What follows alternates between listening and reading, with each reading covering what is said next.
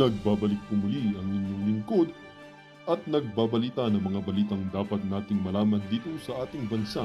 Ito ang Balitang Pambansa.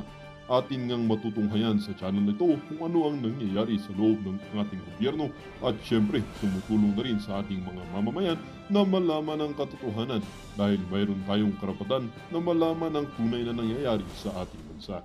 Ngunit bago natin panoorin ang balita, huwag niyo pong kakalimutan na mag-subscribe sa ating channel at pindutin ang notification bell para lagi kang maging updated sa ating mga bagong videos na ina-upload araw-araw.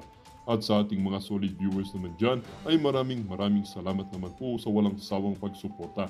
At syempre, huwag din pong kakalimutan mag-iwan ng like at i-share ang ating mga videos. At kung mayroon ka naman pang opinion, ang ating comment section ay bukas para sa inyong mga hinaing. Ito na nga mga kaibigan, ating panoorin ang buong video. Salamat po muli and God bless!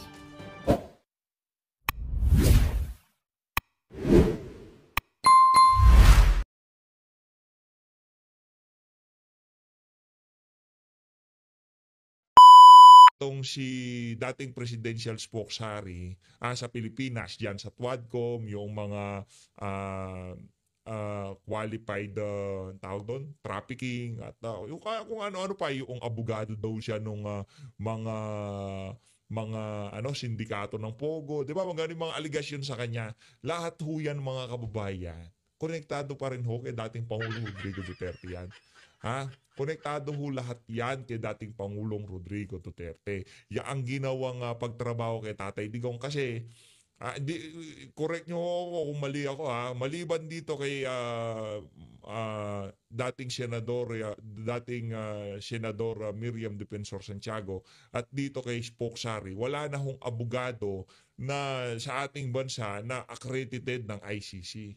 Kaya alam ho siguro ng mga walang yang mga kalaban nitong si dating Pangulong Rodrigo Duterte, kailangan nilang unahing trabahuhin itong si Spokesary para yung isa sa mga nakikitang magtatanggol dito kay dating Pangulong Rodrigo Duterte dyan sa ICC kung sakaling trabahuhin na siya. Nakita niyo ho ba yung timeline?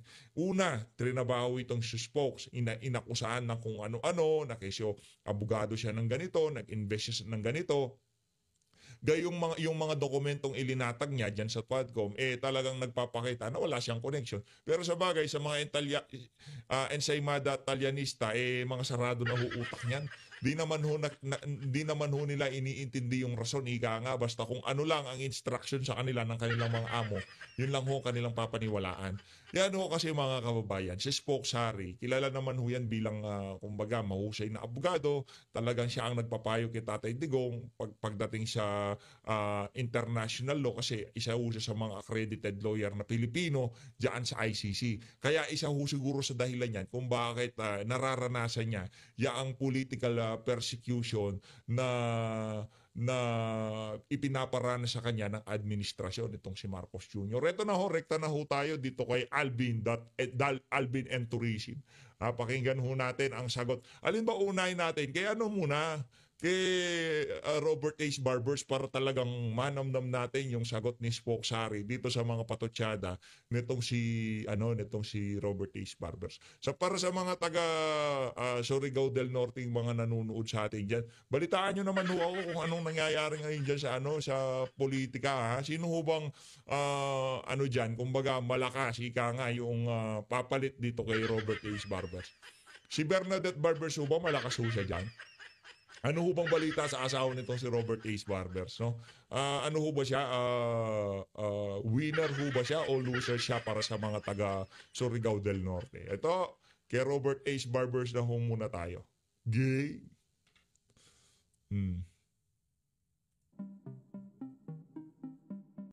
That's his opinion. We're not persecuting him.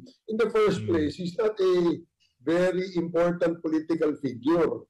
No? The only reason why he's not attending the hearings is because he actually, in an open hearing, promised to submit documents to disprove the allegations against him. Maraming sample na nasaksihan at natunghayan ng sambayan ng Pilipino yung hearing. Nag-promise ba siya? Anak ng toko. Yung mga kaya niyang isinumite niya. Pero yung dokumento na kung saan pati yung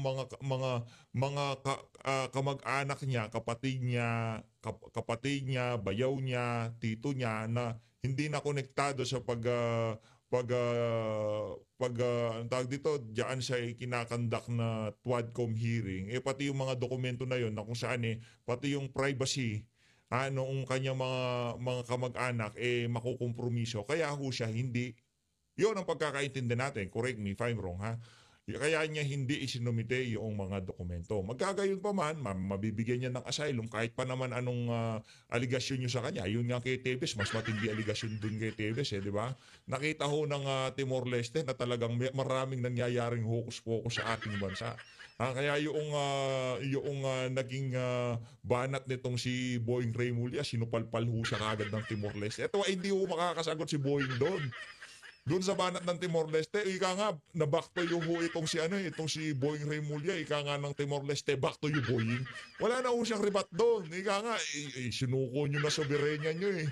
Di ba? Pinamigay nyo nga yung kababayan nyo. Di ba? Ano po may sasagot ni Boying? Wala na ho, butataho siya doon. Ang dokumento, no, hindi siya nakapag-submit, tsaka siya umalis. No? At hindi ko alam bakit na naisip na this is all political persecution. Political persecution kasi konektado siya kay dating Pangulong Rodrigo Duterte. Ito ipasi lamang doon sa perspektibo ng isang ordinaryong Pilipino. Okay?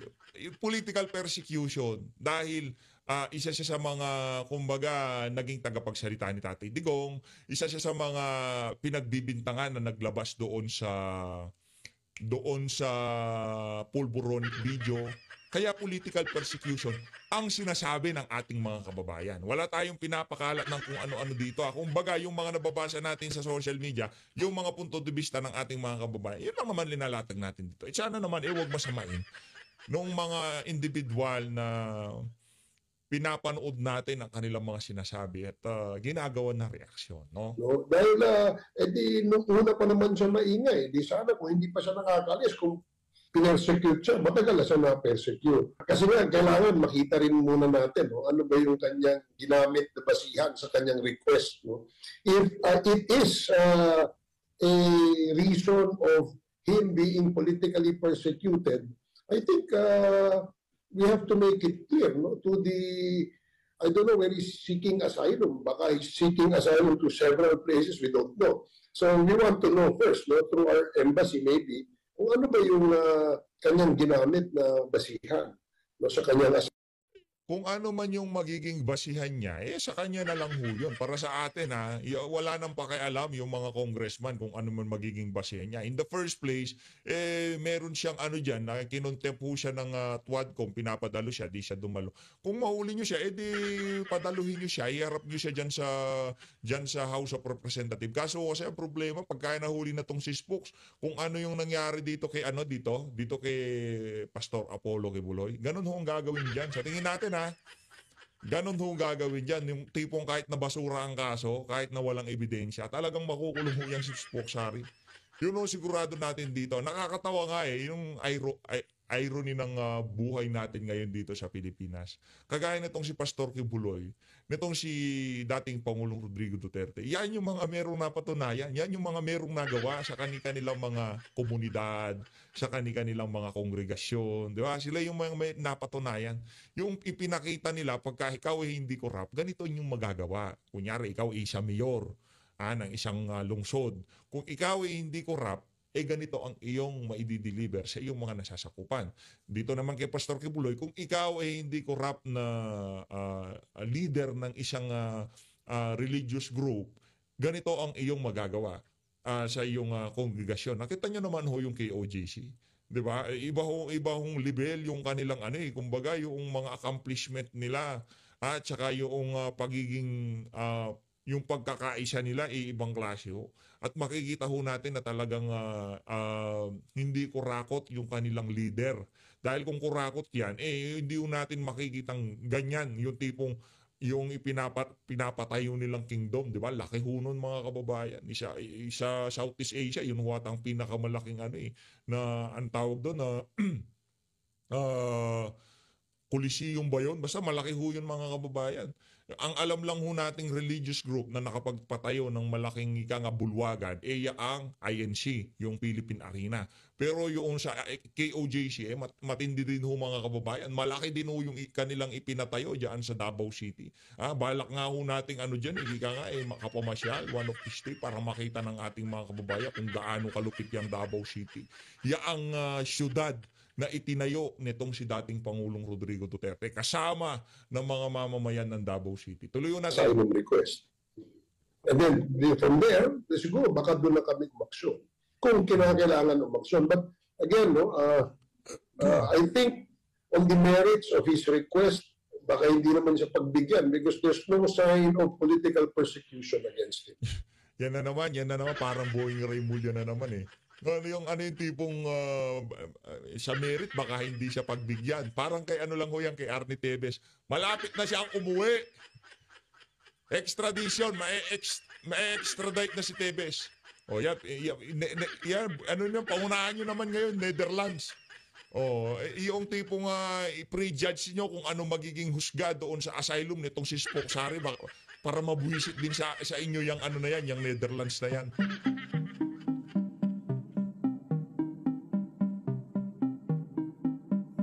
Ako, personally, gusto ko yan, no? I-define ano ba ibig sabihin ng political dynasty, ano ba ang limitasyon surrounding the interest of a certain, say, clan or family. Wala political dynasty. Wala ho tayong dyan, political. Kahit na kahit na magkaroon tayo ng political dynasty, walang political dynasty, pag kung sino man maupo dito sa bulok sa sistema na to, lalamunin at lalamunin lamang siya. Kung hindi Duterte ang apelido niyan, ako magiging basura lang ho Pilipinas. Panigurado ho tayo doon. Ilang taon na ho ba itong sistema na to? Kahit na magkaroon tayo ng anti-political dynasty, wala akong problema sa atin kahit magkakaapelido yung umuupo sa pamahalaan. Kung tayo tatanungin, wala naman problema. Kaso nagiging stigma na sa mga Pilipino pagka ito kurakot, yung magiging kamag-anak na to na uupo, sigurado ganun din gagawin. Wala namang gagawing matino, puro pangurakot lang. Kumbaga sila na lang dahil nasa kapangyarihan na, yung nakabuelo na sila sa politika, kung patakbuhin niya si Junior, itong si kabit niya, itong asawa niya, walang problema. Yung doon nagiging pangit, yung tipong dahil wala man magawa yung iyong anak na batugan sa bahay, pinapatakbo mo ng party list, pinapatakbo mo ng congressman. Yun ang pangit, yun ang political dynasty na pangit. Pero kung iyong Pilipino handang maglingkod, kahit na yan meron ka mag-anak sa politika, tatay niya naging presidente, kamag-anak niya naging presidente. Kung yan merong galing, di ba, di ho ba sayang yun? Kagaya nitong si VP Sara, nitong si Mayor Pulong, nitong si Mayor Baste Duterte. Ang gawin natin, i-overhaul natin ang sistema. Yung mga hindi gumaganang diskarte dito sa bansa na to, ating isara. Yung mga walang kwentang ahensya, isara na, di ba? Yung sistema ho talaga, overhaul natin. Wala ho. Hindi ho natin makikita na magiging Hong Kong in the next 12 years ang Pilipinas o 24 years ang Pilipinas kung itong sistema na to, itong 1987 Constitution pa rin ho ang ating ginagamit. Hindi ho natin nakikita. 30 years na ho yan. Paulit-ulit ho tayong binibigo. Nakailang Congress, naka-19 na Kongreso na ho tayo. Nakailang presidente na ho tayo mula kay Cory Aquino. Wala hong nangyari. Ngayon, aasa ho tayo sa susunod na 30 taon merong mababago sa Pilipinas. Wala ho.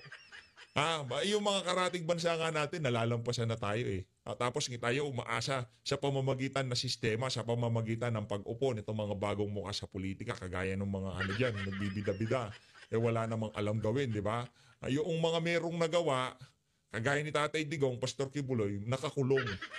Pero yung mga nagbibida-bidahan at nagbabangagan lamang, sila ho yung nagbibida-bida ngayon sa Pilipinas. Wala namang nagawa, wala pa naman nga napatunayan. Ika nga, budol talaga, budol to the max nga no? In running for public office, dapat siguro maklaro muna natin yan. No? Bigyan ng definition, and once ito ay maging batas, dapat talagang striktong pagpapatupad itong mga batas na ito. Sa tingin tingin ko naman, no, kapag ka maganda ang definition, kung ano ba ang ibig sabihin ng political dynasty, ano ba ang limitasyon. Kayo naman para ang ano naman nito eh, di ba? Papaikot yung ano napaka-creative ng mga politiko sa ating bansa. Okay, di nakapilido, kapartido, pero yung will noong unang nakaupo bago siya, yun pa rin ang masusunod. Ano yung gagaguhan ho tayo sa totoo lang. Political dynasty, yung mga batas niya walang kwet. Ang dami hong batas, ang dami hong nangyayari sa Pilipinas ngayong mga panahon na to, pero ang dami nilang ipinapasa, ang dami nang approach na ginawa, no? Yung kagaya dito sa administrasyon na to, okay? Yung hindi natin gagawin yung ginawa ni Digong na talagang build, mga independent foreign policy. Ibang approach natin, ayuda tayo. Ano hong nangyayari ngayon sa Pilipinas? Balita ho natin, balak na namang mangutang ng daang bilyon itong administrasyon na to. Para saan? Pamimigay na naman bilang ayuda? Anak ng tokwa. Ibang klase ho, di ba? Yung kay Tatay Digong, kahit pa paano gumagana na eh. Yung tipong, yung mga karatig bansa natin eh, talaga nakakasabay-sabay na tayo kahit pa paano. At yung talagang taas no kahit kanino eh, talagang yung mga kababayan nating OFW eh, talagang pagka sinabi nilang Pilipino, Duterte. Di ba? Yun lagad kagad pumapasok sa utak nila kasi yung yung pinag-usapan sa international scene itong si dating Pangulong Rodrigo Duterte, kumbaga bidang-bida ho siya eh. 'Di ba? Kahit sa yung mga nakakausap niya, mga bigating bansa at saka talagang yung respeto sa kanya ng mga malalaking bansa, talagang napakatindi ho. 'Yun ang leader na kailangan natin. Dito iba ho mga kababayan, pagka sinabi ng Amerika na ito gagawin nyo, okay? Ganito gagawin natin. Sasama kayo sa amin sa ayaw sa gusto nyo. Pagka hindi kayo sumama, yung mga frozen goods, diba? Yung mga frozen vegetable and hindi nyo mailalabas yan. Diba? Ganun ho kasi yun.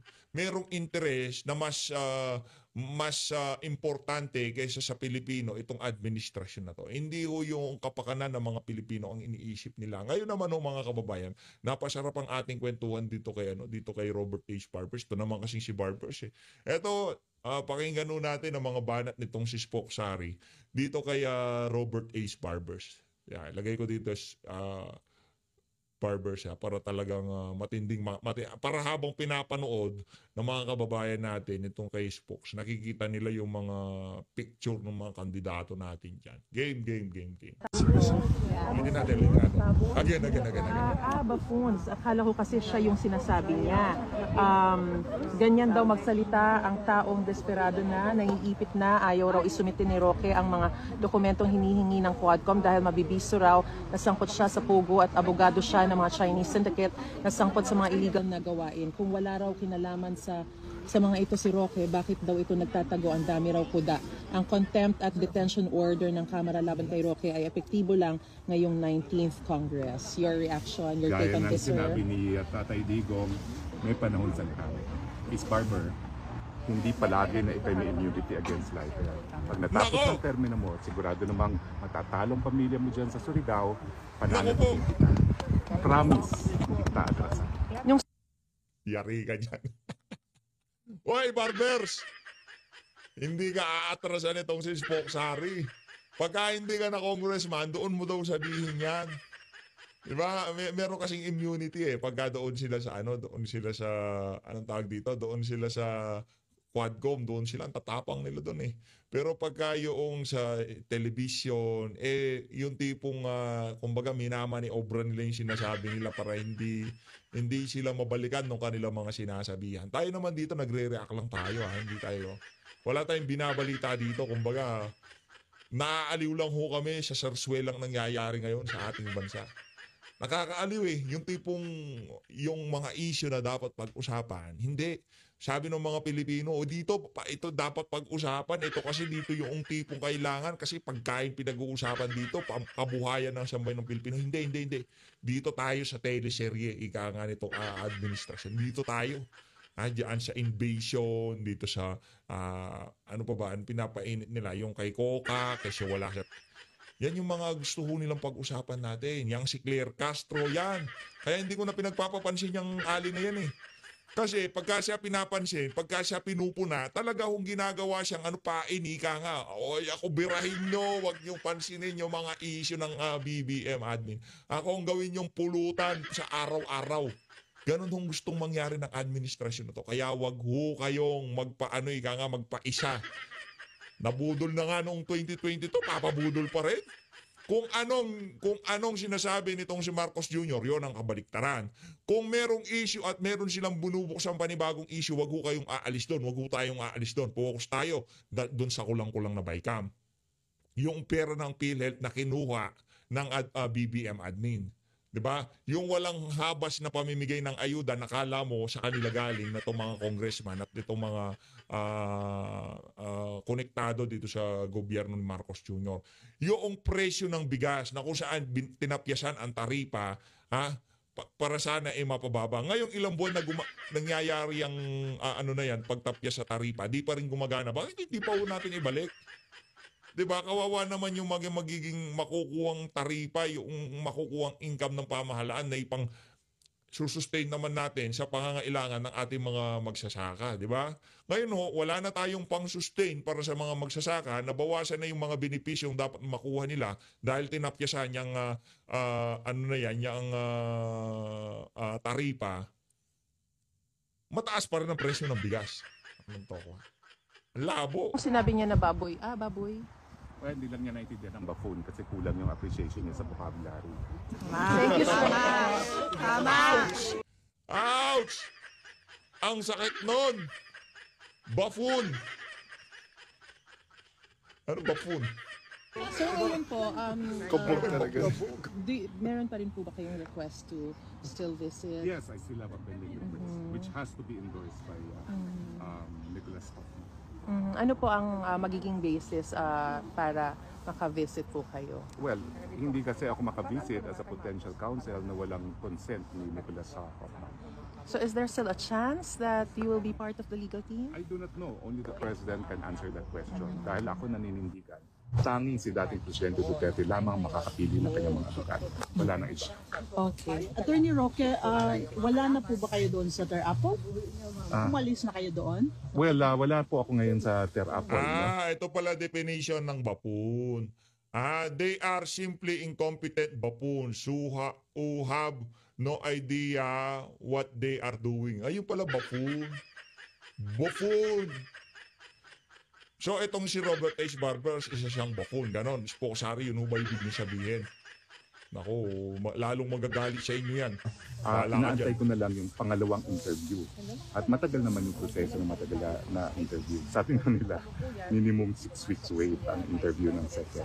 Pero ang importante, yung paghahain ng asylum at hindi naman yung approval. Dahil approval will only give me permanent residence and citizenship. So doon sa unang interview nyo, ano yung mga tinanong sa inyo? Confidential po ang proceedings, so I cannot tell you. But I can tell you, I submitted documents as high as this to prove political position. How high? I submitted documents as high as this. So hindi mo na roommate yung Afghani na sinasabi mo? Wala na, linipat na siya actually. Linipat siya, and I miss him. Wala na akong roommate nung linipat siya, hindi na ako nagkaroon ng roommate. So sinasabi niyo ngayon na talagang babalik na lang kayo on your second interview? Kasi yung second interview naman is, well, marami kong pinangakuan doon na tutulungan. So, I will honor my word naman.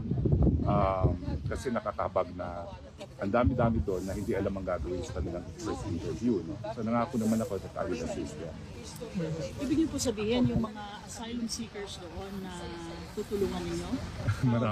Marami akong tinutulungan ngayon na asylum seekers kasi they have no idea what to expect sa interview. At yung first interview naman is preliminary interview lang to indicate kung bakit ano yung dahilan mo na ikaw tumuko ng asylum. I'm sorry, who are you? Joe Felpo from the Filipino Correspondent Network. I see, oo. So yun, doon po sa tinutulungan yon, alam ba to ng IND na you are going to help them as a counsel, as a lawyer? No. I'm just helping them because I'm a human rights defender, no? So I'm always just explaining what the rights are as asylum seekers. Dahil karamihan naman doon hindi talaga nakakaintindi ng salita ng either English or ng mabuti sa English na nag-Google Translate pa kami. Is this like a prelude to what a possible job here Well, in The Hague or let's in the just say Netherlands? that people of my background na matagal nang gumagalaw sa larangan ng international human rights, palaging merong pangangailangan ng iba't ibang klaseng tao. Yes, that could be a possible employment that I could find here, no? Attorney, doon sa rules kasi, normally, na habang pending yung iyong application for asylum, dapat nandoon ka sa COA facilities. Ano yung sinabi sa'yo ng IND with regards to the rules na you are allowed to go out or live outside the facilities? Well, hindi po. Allowed po kaming gumalaw while during the facility hanggang first interview. After the first interview, you indicate kung kinakailangan mo ng housing o hindi. And I have indicated naman na hindi ko kailangan ng housing. And they have asked for the name of the family that I will stay with. I've given them all these details. So yung pagka hinanap ka, doon ka hanapin sa family in case that you... All the communication is addressed to that family. At saka, hindi ko kami pwede mag-abscond because we have surrendered all our travel documents. Including your passport. Including my passport, including my driver's license. So hanggang Zealand ka na lang nila makakapunta dito sa Well, I don't think it's prohibited. Kaya lang, pag tinawag ka at hindi ka dumating, mawawala yung slot mo for the second interview, and that's the most important interview. How many interviews will there be? Okay. After that, pwede nang mabigyan or they decide. And then, After how depending long, on the sir? decision, you have judicial review. How long will that take? Matagal.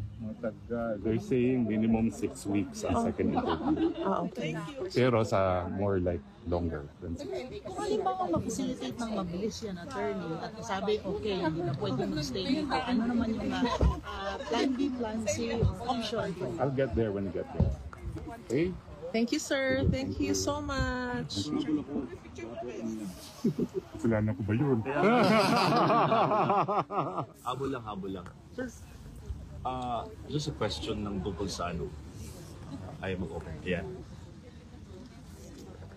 Kung sakaling ma-hear yung argument ng jurisdictional argument ni Attorney Kaufman, ibig sabihin ba nun, hindi na matutuloy yung confirmation of charges? Of course. Dahil kung wala ng jurisdiction, wala ng basihan para ipagpatuloy ang pagdinig ng kaso niya. So, it's a make or break pala kung sakaling ma-hear ka agad yun? Yes, and I have no doubts it will be granted kasi nagkaroon na ng initial decision ng ICC sa Burundi case. Na sa Burundi, pinapatuloy ang preliminary investigation kasi nasimulan siya within the 1-year period after withdrawal. No?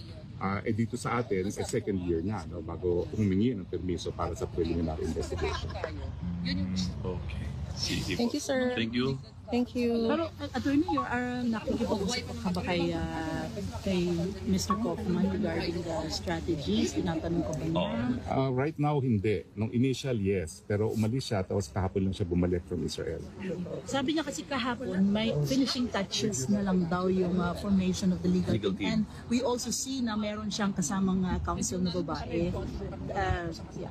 Meron talaga. Parang case manager yung babaeng bumibisita rito, di ba? Oo. Yan. Do you have an idea kung kompleto na po yung business? No, I have no idea. But I'm still hoping to see the President kasi si President naman talaga nag-approve kung sino yung magiging legal process niya. Thank you.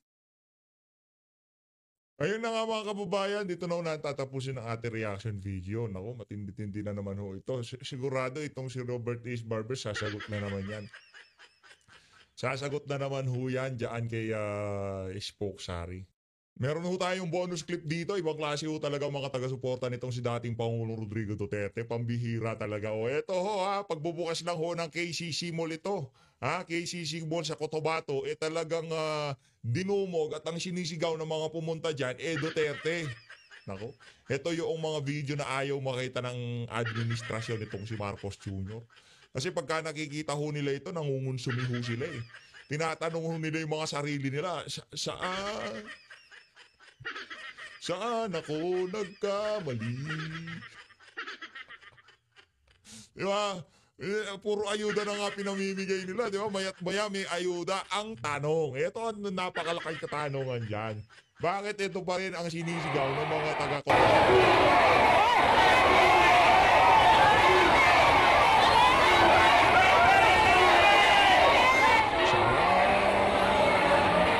So yan mga kasama, sa halip na magiging masaya sila, ang sigaw ng mga papasok ko dito Duterte. Ano ba to? Rally ba ito? Magsha-shopping? Ito yung... Ang laboy, no? Nagpunta para mag-shopping, na ispatan ng camera,